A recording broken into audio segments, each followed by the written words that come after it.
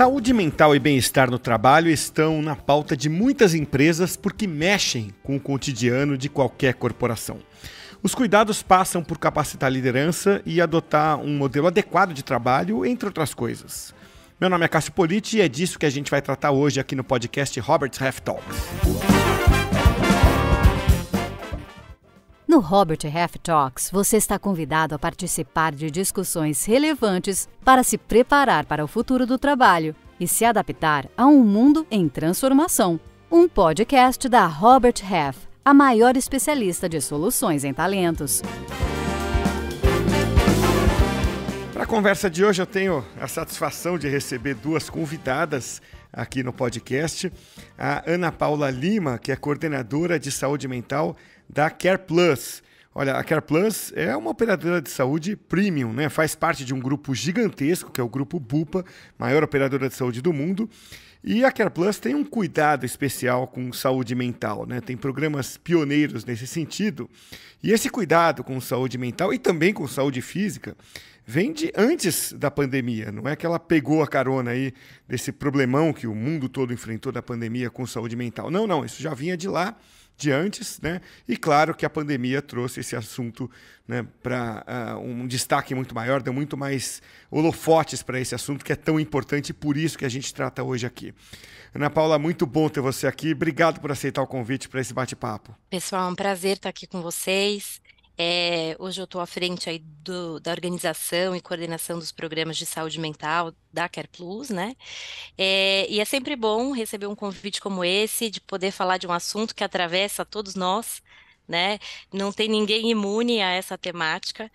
E eu sempre falo que a recomendação, né, quando a gente pensa em saúde mental, é que a gente fale sempre sobre isso, né? Então, hoje eu vim falar um pouquinho aqui com vocês sobre bem-estar no trabalho, que é um tema super interessante e que eu gosto aí de fazer algumas provocações. Legal. Estamos ansiosos pelas provocações, Ana Paula. Acho que a ideia é fazer quem sai daqui do podcast sair pensando, né? Depois de ouvir um episódio nosso. Legal. Muito bom. E para a gente dar mais um pouco de pimenta para essas provocações e trazer até mais, né, um pouco de conhecimento por parte da Roberts Half, a gente tem de volta aqui a Ana Carla Guimarães, que é Managing Director Executive Search da Roberts Half, já esteve algumas vezes aqui com a gente. É sempre bom ter você de volta aqui. Ana Carla, eu vou ter que falar os nomes agora, Ana Carla e Ana Paula, mais ou menos como provavelmente as mães de vocês sempre fizeram, porque temos duas Anas aqui. Então, Ana Carla, muito bom ter você de volta aqui. Obrigado por mais uma vez participar conosco.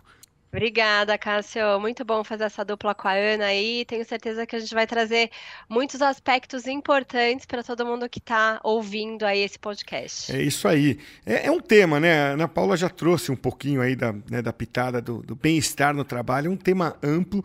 Aliás, é um tema de estudo da própria Roberts Half, né? Recentemente lançou uma edição da pesquisa em parceria com a The School of Life, chamada Inteligência Emocional e Saúde Mental no Ambiente de Trabalho. A gente vai usar alguns dados, inclusive, da pesquisa, mas antes de partir para os dados e falar um pouco da realidade, eu queria dar um passo atrás e definir o que é bem-estar no trabalho, né? Porque bem-estar é tão subjetivo. Claro que a gente sabe o que é bem-estar na vida da gente. Você, por percepção, você sabe o que é. Mas na hora que você precisa definir, né, no trabalho, do que a gente está falando quando a gente fala de bem-estar no trabalho, hein? Bacana essa pergunta, Cássio. Assim, eu vou dar um passinho atrás. Acho que é legal a gente definir também o que é saúde mental, né? Saúde mental, ela é um estado, né? Um estado mental, né? Onde eu consigo colocar as minhas habilidades, as minhas potências a meu favor, né? Mas eu também consigo, através dessas habilidades, enfrentar os desafios do meu cotidiano, né? Então, e além de enfrentar os desafios ali do cotidiano, e tem uma premissa da gente sentir que a gente está contribuindo, né, com o local onde a gente está inserido, né, com a nossa comunidade. Então, derivado desse conceito, né, de saúde mental, a gente tem o conceito de bem-estar no trabalho, que é bem parecido, com a diferença de que o bem-estar no trabalho ele é uma percepção, né, de que o tempo que eu estou ali no trabalho ele é bem vivido, né?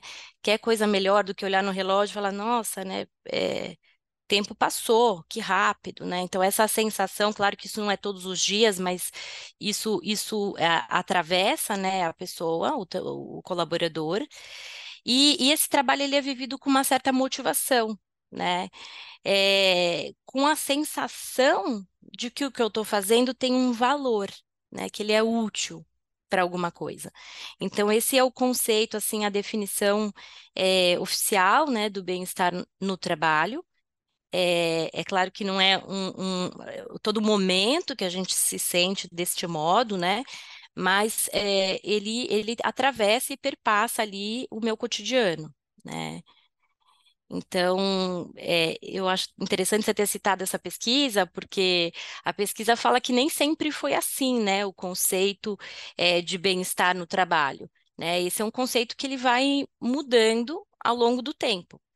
Esse é um conceito bem contemporâneo, do que é estar bem dentro do contexto do trabalho. E a pesquisa fala disso, né? Do como, de algum modo, as pessoas, quando buscam, né, uma ocupação, uma posição, elas querem estar num local onde elas se sentem livres, né, para ser quem elas são. Elas precisam sentir, de algum modo, que elas estão construindo as suas carreiras baseadas num propósito, né? E que os valores do local onde ela trabalha, elas ressoam os valores, individuais. O que eu acho legal, até, Aninha, complementar, e aí acho que pode ser interessante até essa troca, né? Quando a gente entrou nessa seara da pesquisa há 3 anos atrás, justamente por conta da pandemia, né, e trazer um pouco de luz a esses assuntos, né, tão importantes.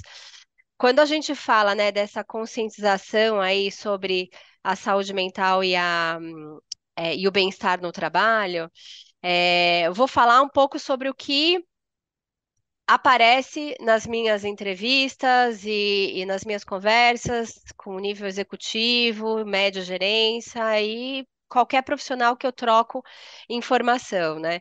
Eles falam muito que para o ambiente de trabalho ser saudável, ele precisa sentir que ele desempenha uma atividade profissional criativa, produtiva, né? Onde os relacionamentos pessoais dele ele consegue fazer todas as conexões, estabelecer relacionamentos saudáveis. Para isso, ele precisa efetivamente ter uma saúde física muito boa, né? Então, efetivamente, ter o sistema imunológico dele trabalhando ao seu favor, né? E isso, concomitantemente com outras características, gera um bem-estar emocional que ajuda automaticamente em tomadas de decisões importantes para o dia a dia e para você ser assertivo nas suas atividades, né? Então, fiz meio que um mix aí de todas essas características, né? Que são características apontadas aí por profissionais quando a gente fala de bem-estar no trabalho.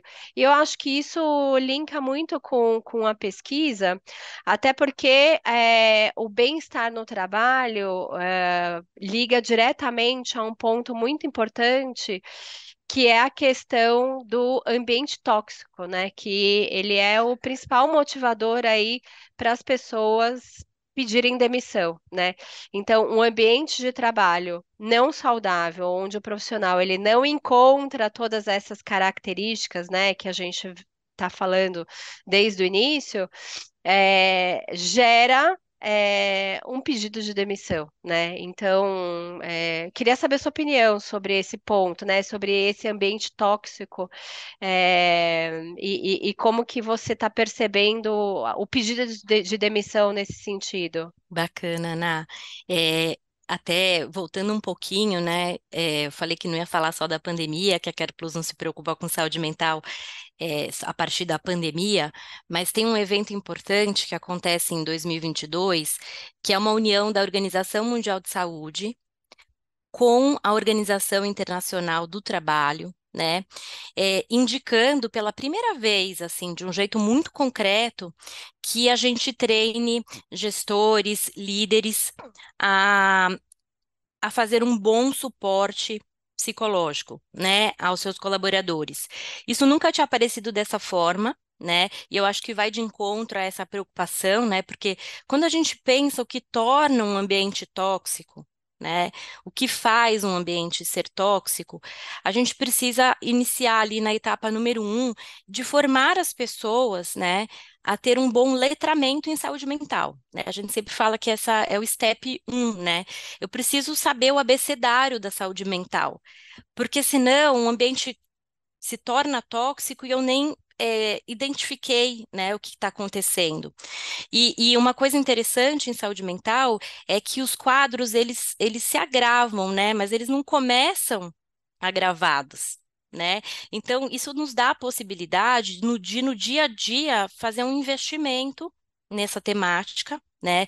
Treinamentos, tempos específicos para tratar desse assunto, porque a gente sabe em saúde mental que a gente tem que atuar no âmbito da prevenção, da promoção, do letramento, né? De fato, às vezes, né, o ambiente é tóxico justamente porque a gente acaba deixando esse tema como não prioritário, né? Outra pesquisa super legal que saiu em 2022 da Wellcome Global, falando de uma coisa bem específica do brasileiro, né? O brasileiro, ele, assim, né, primeiro, né, um dado alarmante, assim, se a gente pegar 10 colegas que trabalham conosco, ao menos dois, ao longo da trajetória, né, vão ter algum episódio significativo de ausência ali de saúde mental, né? Então, se a gente imagina ali 10 pega dois, com certeza vão manifestar, né? Então, é um dado importante. Outro dado importante é que a gente é campeão ali na questão da ansiedade, né? A gente está no ranking no mundo do país mais ansioso. Essa pesquisa, ela abarca bem os grandes centros urbanos, né? São Paulo, Rio, onde a gente tem essa estatística, assim, mais quente. E em relação à depressão, a gente também está no pódio da América Latina como o mais deprimido. Então, a gente já tem uma prevalência bastante alta de transtornos mentais na população, né? Então, isso já é um pouquinho preocupante. Então, por isso que é importante a gente saber identificar os sintomas de ansiedade, de depressão, de um jeito bem precoce, né? Isso é bem importante. Ana Paula, eu queria pegar uma carona aí. No que eu ia te perguntar exatamente isso. Quando é que começa o problema para valer? Porque, assim, altos e baixos todos nós vamos ter sempre. Você vai ter ali uma semana, uns dias, às vezes sem um motivo, claro. Tudo bem, às vezes aconteceu alguma coisa, tá claro, a minha tristeza está relacionada àquilo, àquele fato. Às vezes não, você simplesmente não está bem por esses dias. E isso eu imagino que esteja na normalidade. Quando é que você liga o alerta e fala assim, opa, tá passando do ponto? Bacana. E muito boa essa pergunta, porque assim, a gente confunde muito hoje em dia, né? Assim, os estados emocionais básicos, tristeza, alegria, raiva, com a doença, né? Até virou meio popular. Falar, você é bipolar, você tá deprimido, você tá ansioso. E nem sempre a gente tá falando da doença mesmo em si, do transtorno, né? Mas como que a gente pode identificar de um jeito bem simples, né? Para saber se a gente deve ou não procurar ajuda? Acho que essa pergunta é bem pertinente. Quando eu devo procurar ajuda? Quando saiu ali do normal, vai? A gente fala que quando uma angústia ou uma sensação, né, de mal-estar, ela prevalece a maior parte do tempo durante a minha semana, é uma dica boa, é importante pedir ajuda. Às vezes, ela não aparece a maior parte do tempo, mas ela aparece numa intensidade significativa. Ou seja, eu tenho ali um ou dois episódios na semana, mas eles tomam conta de mim. Isso também é outro indicador importante de que eu preciso buscar uma ajuda profissional. E aí, essa pesquisa da Wellcome Global, ela conta que o brasileiro, ele deixa os quadros de saúde mental se agravarem, né? Ele não cogita pedir ajuda, naqueles primeiros sinais de alerta, né? E aí, quando ele busca outros recursos, né? Às vezes inadequados ali para a solução daquele problema, e aí, quando ele chega no médico, quando ele chega no terapeuta, ele já está com aquele quadro e vai demorar muito mais tempo para a retomada do basal ali daquela pessoa, né? Então, por isso que até eu gosto bastante de falar desse programa do Mental Health, que é um programa nosso que é 24 horas, né? Por que que ele é 24 horas? Porque, como o brasileiro tem uma dificuldade muito grande de procurar ajuda, a gente achou melhor disponibilizar um telefone, né? A gente não faz sessões pelo telefone, a gente faz um acolhimento, um direcionamento, porque no Brasil a gente não pode fazer terapia pelo telefone, né? Mas a gente está disponível 24 horas, justamente para que, naquela hora que a pessoa manifesta o desejo de ser acolhida, a gente está ali de prontidão. Isso acaba, trazendo um conforto e uma eficiência maior para conectar a pessoa ao profissional especializado, né? Isso é uma estratégia aí que a gente adotou para tentar reverter mesmo, né, essa estatística tão negativa em relação ao cuidado de saúde mental no Brasil. E eu acho que é importante a gente até retomar um ponto que você falou, Ana, sobre o treinamento dos líderes, né? Porque o que a gente vê muito, de forma muito explícita, né, para líderes e liderados, é assim: o líder ele espera que o seu liderado tenha uma comunicação mais assertiva, né? E isso a gente fala um pouco na pesquisa. E automaticamente o líder, desculpa, o liderado, ele quer ser ouvido. E aí a gente fala muito da questão da escutativa, né? Porque não adianta a gente fazer todos os treinamentos que são importantes acerca desse assunto, né? Tanto para um público quanto para outro, se numa reunião de feedback, ou se numa conversa onde esse liderado precisa de um suporte emocional, de um apoio, de um direcionamento do seu líder, e ele tá no telefone, respondendo o e-mail, não tá prestando atenção, e torna aquela conversa para o interlocutor, entre aspas, desnecessária, né? Você acaba ocasionando um problema muito maior, né? E aí eu acho que toda essa questão se desdobra de uma maneira, de um cenário muito pior, né? A questão onde o liderado vai procurar um apoio no líder e quer abrir o coração e quer falar um pouco do momento de vida, o que ele está sentindo e tudo mais, e ver uma baixa receptividade do líder dele, né? É a tal da comunicação, da falta da comunicação ativa, né? Da escuta ativa. Então, a gente tem falado muito sobre esse tópico, até porque muitas vezes o líder ele sabe e imagina que o seu liderado precisa disso, mas automaticamente ele também está ali achando que ele precisa ter todas as respostas do mundo, né? Eu, de repente, vou conversar com o meu chefe pedindo uma orientação, mas não necessariamente que ele precise me dar todas as respostas. Ah, excelente, porque para o líder também, né, conseguir estar disponível para essa escutativa, a gente sempre brinca que ele precisa estar em dia com a saúde mental dele, né?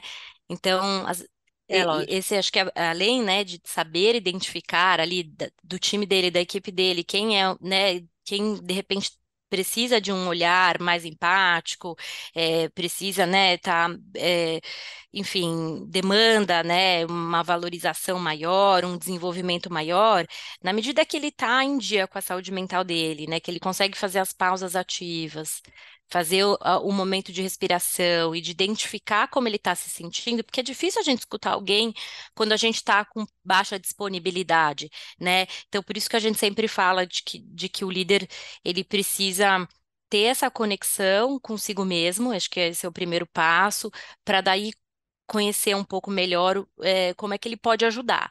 Mas esse temor aparece bastante também, né? Então, eu vou lá, vou conversar com a pessoa, mas eu não sei como conduzir, o que que pode emergir dessa conversa, né?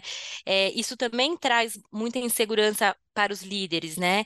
E eu acho que o que você falou é muito importante. Às vezes, não precisa ter uma resposta, a orientação técnica não precisa vir do líder, mas o acolhimento, o apoio, né? Isso já é fundamental e já vai fazer total diferença no reestabelecimento e nessa construção, né, de parceria do líder e do liderado, para que a pessoa consiga sair de uma posição de sofrimento e buscar ali a ajuda necessária, né?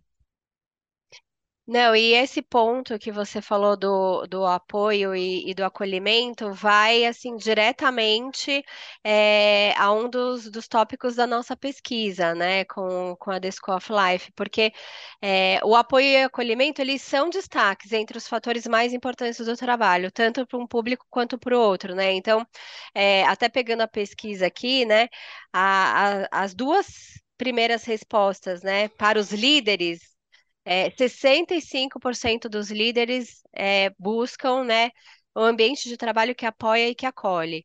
E 59% é o salário. Então, em primeiro lugar, a gente está falando do ambiente de trabalho que apoia e acolhe, em segundo, o salário.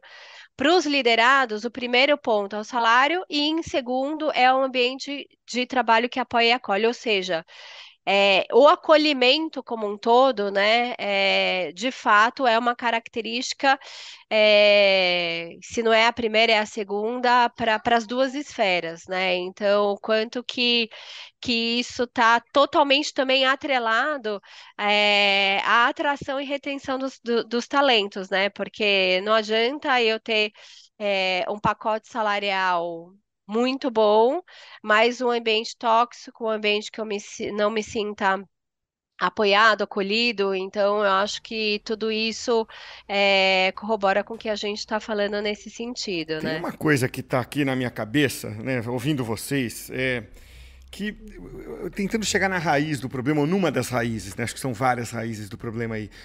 Mas assim, as pessoas têm vergonha de falar ou tem alguma barreira, porque a conta que vocês estão trazendo não fecha. O que eu quero dizer? Quem é líder também é liderado, né? Você é um gerente. Você é líder para aquela turma, mas você tem um diretor, por exemplo, acima de você. Então, você cumpre o papel de liderado também. E um dado da pesquisa da Roberts Half deixa um gap aqui, né? Essa conta que não fecha. As pessoas dizem, olha, eu já percebi que 63% dos meus liderados deixaram de produzir porque estão emocionalmente abalados. Aí quando pergunta, tá, mas e você já deixou de produzir porque está emocionalmente abalado? Já, só 45%, quer dizer, só entre aspas, né? 45% dizem que sim. Quer dizer, tem uns 20% aí que, né, que o liderado, uma conta meio burra, mas vocês vão entender onde eu quero chegar. Tem uma turma aí, pelo menos uns 20%, que o líder aponta, esse cara está com um problema, está abalado. E ele próprio diz, não, eu não tô, né? O que é isso? Vocês entenderam a conta? Quer dizer, tem gente que está escondendo o jogo. Quer dizer, o que acontece? Tem uma resistência, é sinônimo de fraqueza. Eu, de repente, falar, pô, não tô legal, preciso bater um papo. Meio como a cena, né, do Tropa de Elite, que o cara não pode pedir ajuda porque vai prejudicar na carreira. Rola um pouco disso? Olha, Cássia, acho que eu estou mais otimista que você, porque eu acho que se a gente fizesse essa pesquisa um tempinho atrás, ela ia ser assim, né? As pessoas iam manifestar Muito mais. maior, esse gap ia ser maior. Eu acho que é a herança, né, da saúde mental. A gente nasce ali, né? A saúde mental, a doença mental, né? Ela sempre foi vista ao longo da história de um jeito muito marginalizado, né? Então, assim, a associação que se fazia às doenças mentais era uma coisa muito complicada, né? Então, acho que foi um trabalho de formiguinha mesmo para, né, até hoje, mesmo no plantão do Mental Health, muitas pessoas nos telefonam com muito temor, né? Assim, mas o RH vai saber que eu tô ligando aqui e a gente tomou super cuidado de tudo ser mega sigiloso, justamente porque as pessoas ainda precisam eh, do sigilo e dessa segurança para poder manifestar os seus conteúdos mais íntimos, né? É um trabalho de formiguinha, eu vejo de um jeito bastante otimista, eu acho que a gente já avançou muito, né? Mas ainda, né, na hora que as pessoas se deparam com algum sofrimento dessa natureza, elas ainda tendem a atribuir, assim, uma causa raiz, como você falou, distante de ser uma coisa natural. Né, as nossas emoções elas flutuam, né? Todos nós podemos vir a passar por um processo de sofrimento emocional, né? Mas eu concordo contigo, tem uma parcela das pessoas que preferiu não se manifestar, é, né? Não dizer que de algum modo, em algum momento, foi acometida por algum tipo de sofrimento, né? Eu acho que de certa maneira existe a questão do medo de retaliação, né? É, além de não saber se ele vai ser ouvido, né, da maneira adequada, tem um pouco disso que você falou, né? O RH vai saber, alguém vai saber, a informação, né, vai chegar. Então, por isso que a gente fala muito, né, aqui no ambiente da Robert, quanto que as pesquisas que a gente solta, né, sobre todos os aspectos, né, de clima e tudo mais, é, são pesquisas sempre confidenciais, normalmente de múltipla escolha, né? Mas sempre com um campo de comentários onde a gente pede que a pessoa manifeste comentários com nível de detalhes para que a gente consiga fazer um plano de ação, né?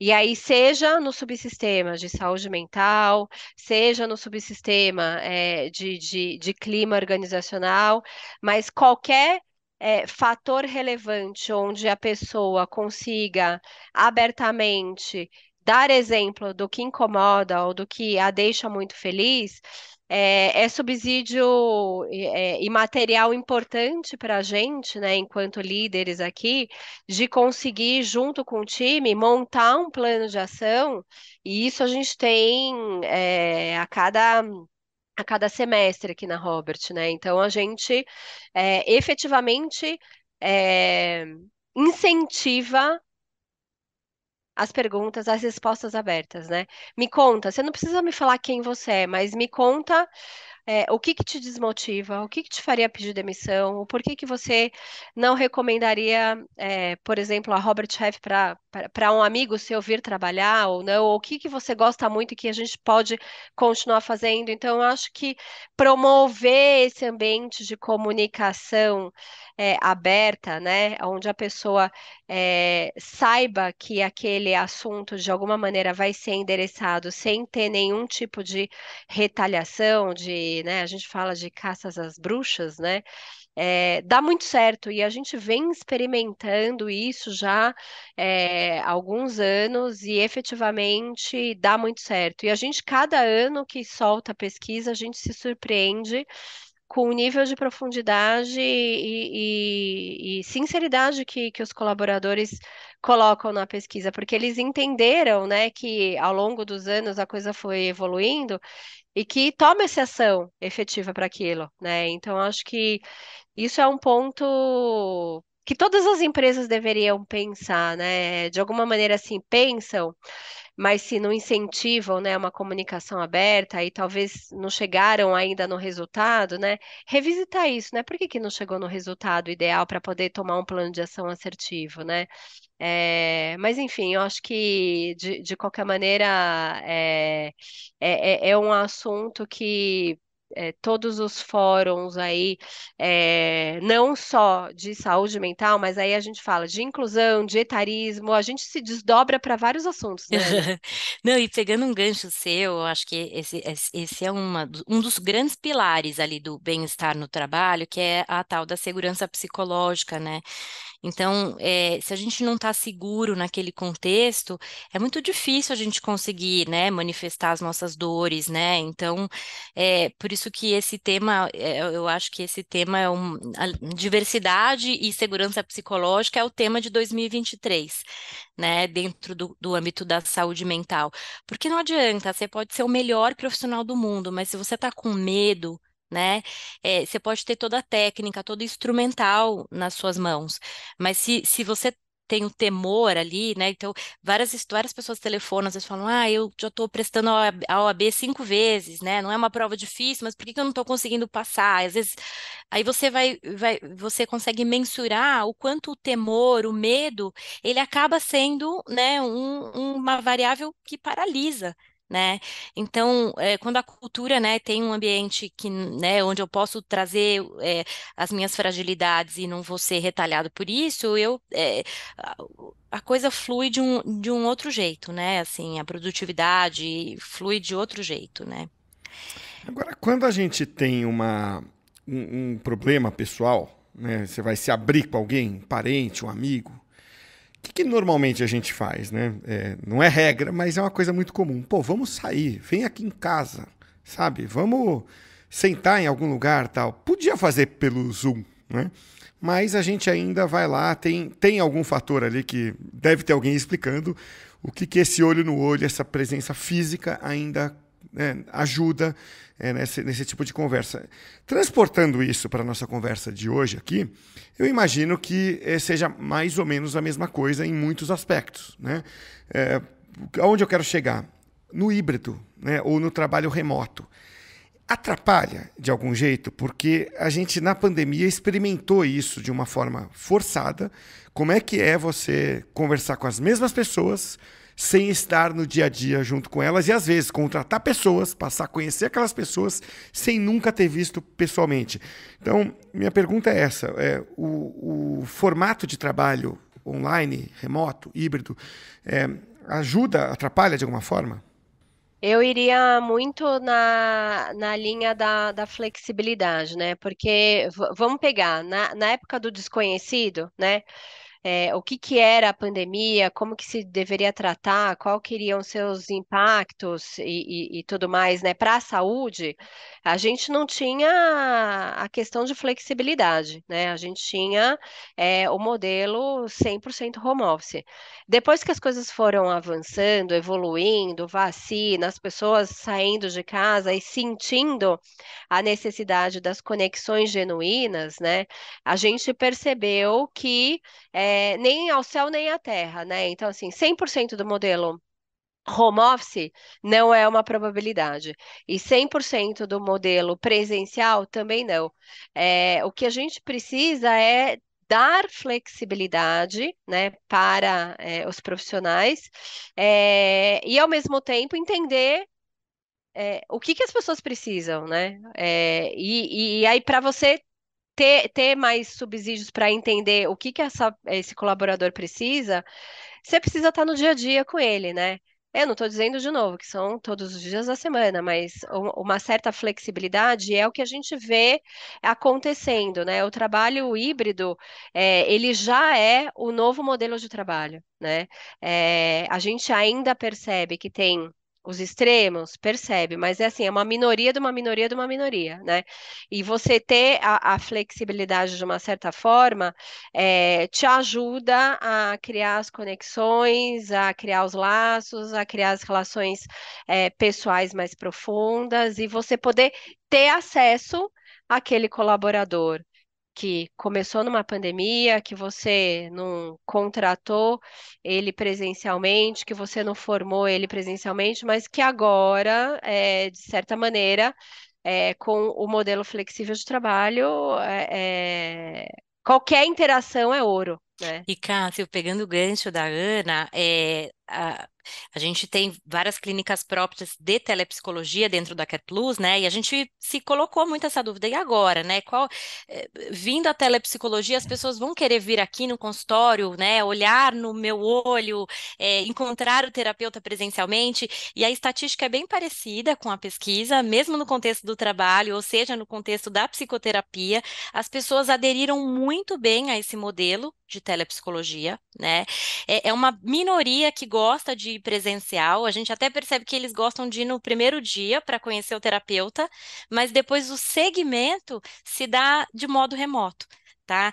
Então, as relações, né, assim, os processos psicoterápicos também têm fluído muito bem no modelo híbrido, tá? Por incrível que pareça, né? Então, é uma coisa bastante interessante o como a gente conseguiu se adaptar né? E visualizar e vivenciar os benefícios desse novo modelo de vida mesmo, né? Não só do trabalho.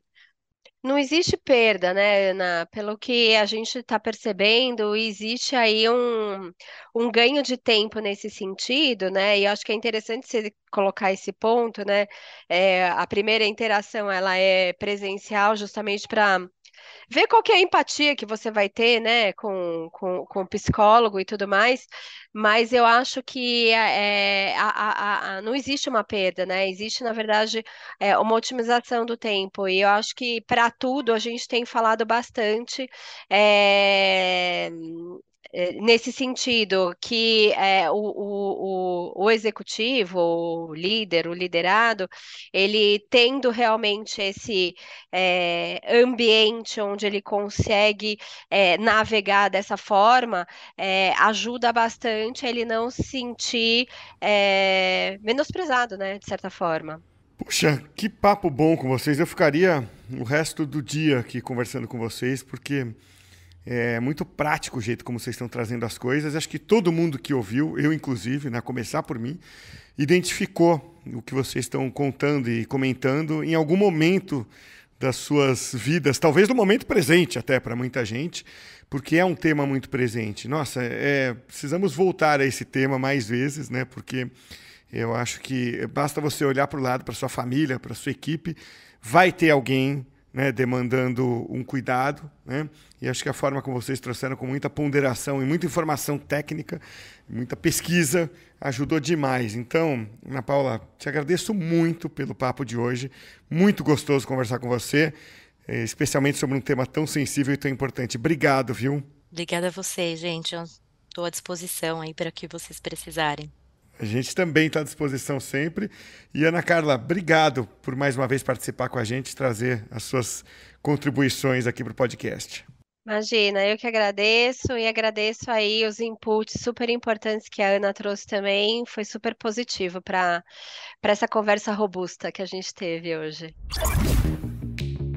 O podcast é produzido pela Robert Half, a consultoria global de soluções em talentos que mais cresce no Brasil. Venha fazer parte dessa história, trabalhar com pessoas e ser o agente da evolução e transformação da vida de profissionais pode ser uma atividade muito gratificante, além de uma excelente oportunidade de carreira. Acesse a seção Trabalhe Conosco do nosso website, o roberthalf.com.br, e veja as vagas disponíveis. Junte-se a nós! Robert's Half Talks é o conteúdo da Robert's Half, a maior especialista de soluções em talentos. Quem esteve hoje conosco foi a Ana Paula Lima, da Care Plus, e a Ana Carla Guimarães, aqui da Robert's Half. Meu nome é Cássio Politi, eu vou ficando por aqui. Eu espero você na próxima edição do Robert's Half Talks. Até a próxima, hein?